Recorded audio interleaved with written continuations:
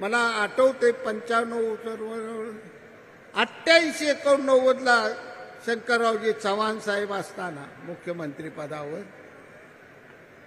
त्यावेळी मी कोल्हापूरच्या सभेत सांगितलं होतं, साहेब तरुणांच्याकडे लक्ष द्या, तरुणांच्या प्रश्नाकडे लक्ष द्या, विद्यार्थ्यांच्या जवळ जाण्याचा प्रयत्न करा, विद्यार्थी बहिणींच्या व्यथा जाणून घ्या, अन्यथा येणाऱ्या निवडणुकीत आज ना उद्या महाराष्ट्राच्या मंत्रालयावर भगवा झेंडा फडकल्याशिवाय राहणार नाही, हे मी काँग्रेसच्या व्यासपीठावरून बोललो होतो.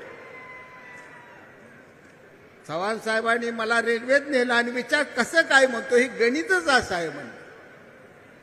कुठेही बाळासाहेब ठाकरे साहेब चालल्यानंतर लाखोच्या 2-2 लाखाच्या सभा व्हायला लागल्या, वाहन नाही त्या ठिकाणी, स्टेज त्या ठिकाणी नाही, करणा लावायला पैसे नाही, तर अशा अवस्था त्यांना 2-2 लाखाचं मेळावं कसं पार पडायला लागले.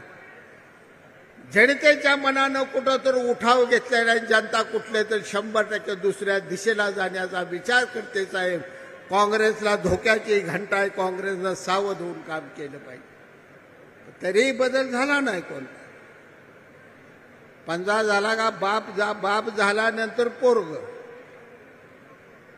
आता आमच्या साहेबाला पोरग नाही म्हणून त्यांनी पोरगी आणली.